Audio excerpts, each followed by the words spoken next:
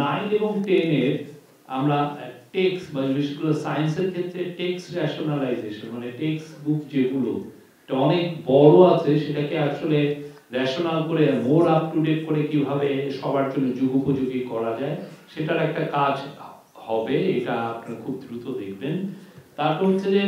University grants commission ছিল, তো আমরা ইউনিভার্সিটি গ্রান্টস কমিশনের গ্রান্ট শব্দটা বাদ দিয়ে ইউনিভার্সিটি কমিশন হবে এটা, এবং এইটা নিয়ে অনেক বড় কাজ হবে। আপনারা জানেন যে বাংলাদেশে অনেকগুলো ইউনিভার্সিটি হয়েছে, অনেকগুলো প্রাইভেট ইউনিভার্সিটি হয়েছে, ফলে ইউনিভার্সিটি গ্রান্টস কমিশনকে আমরা অনেক বড় বিগার একটা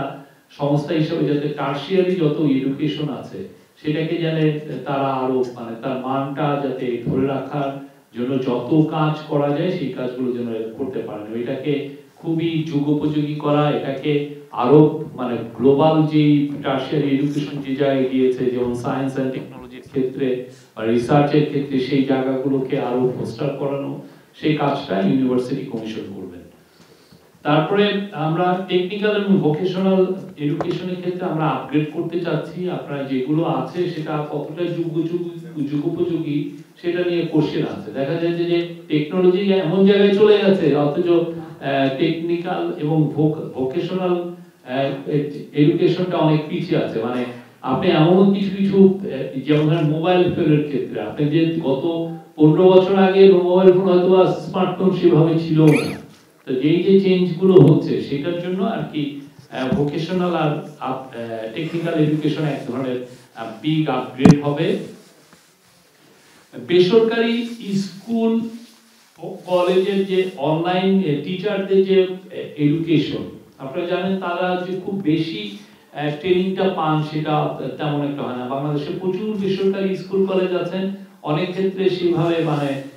টিচার্স ট্রেনিং একটা খুব বড় সাবজেক্ট বাইরে। আপনি আপনার স্টুডেন্টদের মান উন্নয়ন করতে হলে আপনার টিচার্সদেরও মানটা আপনার সেই লেভেলে নিতে হয়, কিন্তু সেই ক্ষেত্রে দেখা যায় যে সরকারি টিচাররা যতটুকু ট্রেনিং এর সুযোগ পান সেই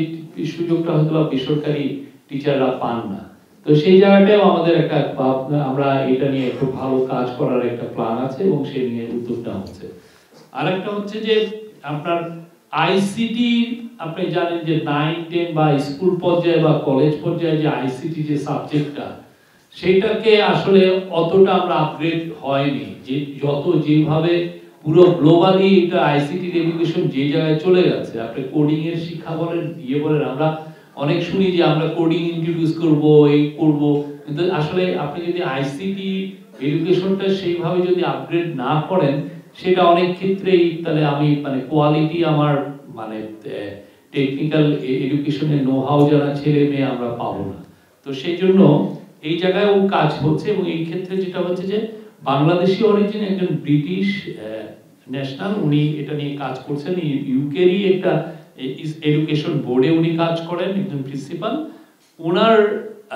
উনি একটা এটার উপরে কাজ করেছেন, আমাদেরকে ওনার এই জিনিসটা আমরা নিচ্ছি, নিয়ে আমরা এটা আরো বাংলাদেশের যে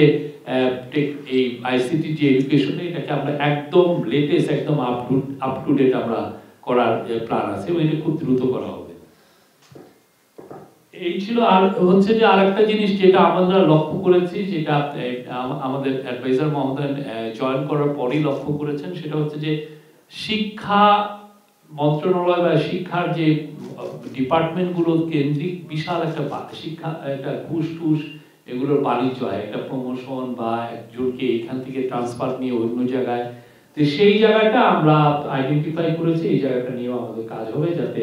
শিক্ষা ক্ষেত্রে যত ধরনের দুর্নীতি আছে সেটা যেন আমরা শিক্ষা ক্ষেত্রে দুর্নীতি মুক্ত করতে পারি। এইটা হচ্ছে যে মানে পার্ট বাই পার্ট কাজ করা, এবং সামনেতে আমরা আমাদের প্ল্যান আছে যে এটা আরো যাতে আরো বড় পরিসরে শিক্ষা নিয়ে কতটা কাজ করা যায় সেগুলো কাজ আমরা করব। Thank you.